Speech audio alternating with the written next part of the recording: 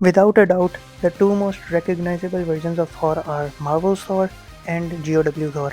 So let's see who's stronger. And for Marvel Thor, I'm gonna be using the mainline comic version of Thor as that's the main continuity. So that's the version we'll be using. If you guys want, I can do a video with MCU Thor, though I'm pretty sure we all already know how that's gonna go. So without wasting any more time, let's begin.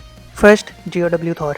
GOW Thor's biggest feat is being able to splinter a part of the World Tree. He didn't splinter the entire thing, and we know this because we can still visit the World Tree even after this feat has already happened. But still, every strand of the World Tree is directly stated to transcend space and time, therefore, that will make it at least 5D or low complex multiversal. So, he has low complex multiversal AP, and as for his speed, he is able to react to and dodge attacks from Kratos, who can react to and dodge attacks of the Sisters of Fate, who can move through time itself, which gives them immeasurable speed. So Thor has immeasurable speed and low complex multiversal strength. And as for statements like these which get the scaling higher, they are all heavily debated on whether or not they're even real or not, because most of the time people just show the image of this but don't give the actual link to the statement, or they're either deleted or they're either emails which are apparently very easy to fake. I have never faked an email, so I don't know for sure, but according to people online, it's very easy to fake emails. So that's why most people don't take them. But if you were to take them, this statement specifically would get the World Tree to Outer Vessel, and therefore Thor would be Outer Vessel. But again, these are very rarely taken, and pretty much everyone except GOW fans will not take this seriously. So, with that in mind, the baseline scaling for GOW Thor is 5D or low complex multiversal with immeasurable speed. Speed remains the same, but for strength, you can argue Outer Vessel. Just know that most people are not gonna accept it. Now, before we talk about how strong Marvel's Thor is, first I need to explain how cosmology works for all the non power scalers so that they can understand why not all universe busters are just universal level. You see, a universal level character in power scaling terms is a character who can destroy, create, or significantly affect one three-dimensional space equal in size to our observable universe. And a character who can destroy an entire space-time continuum is universal plus. Now, why is this important to know? This is because a lot of fictional verses such as Marvel, DC, Dragon Ball, etc. have structures that are called universes, but they contain multiple space-time continuums and even higher dimensional realms to straight up outer versal realm. So it is extremely important to know the cosmology of a versus universe before you're scaling a universe buster character, because not all universes have the same cosmology, and therefore not all universe busters have the same strength. Now, why is this important for Marvel scaling? This is because Marvel has a lot of realms in a universe, and one of those realms is the astral plane, which is directly stated to be beyond time and distance. Therefore, neither spatial nor temporal dimensions can exist in the astral plane. Temporal dimension, obviously, because it's just straight up beyond time, so there is no temporal dimension.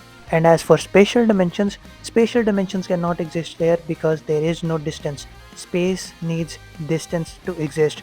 Space takes volume. Without distance, there is no volume. Without volume, space just simply cannot exist.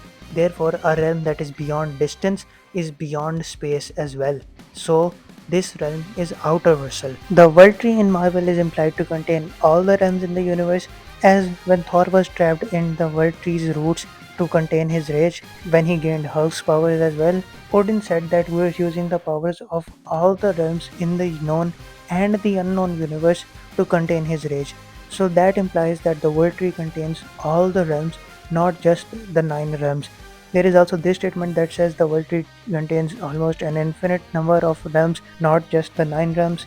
And there is a version of Modok called Mythos who had the power of the World Tree, and Thor in base was able to beat that version, which means Thor is outerversal. Furthermore, there is the universe bubble which contains everything inside of a universe, and we know this exists because when Franklin Richards creates the entire multiverse after Secret Wars, we see him holding universes, and each universe has this bubble around it. So we know for a fact that yes, the universe bubble does exist, and that will add another layer of outerversal. And furthermore, Hyperion is able to tank two entire universes colliding together while being at the center of the collision, and took the entire force without even a single scratch on his body. That's how strong Hyperion is.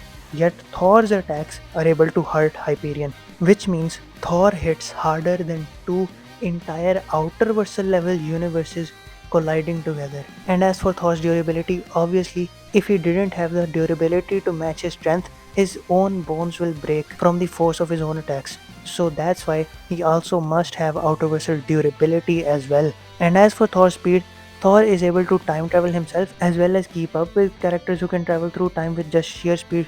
Therefore, Thor also has immeasurable speed, but unlike GOW Thor, who only has immeasurable combat speed, Marvel Thor has both immeasurable combat speed and immeasurable travel speed. And there are actually more arguments all the way up to irrelevant speed, but I'm not sure about it. And I suggest for speed scaling, you guys watch another more reliable speed scalers video. But yeah, it is anywhere from immeasurable to irrelevant speed.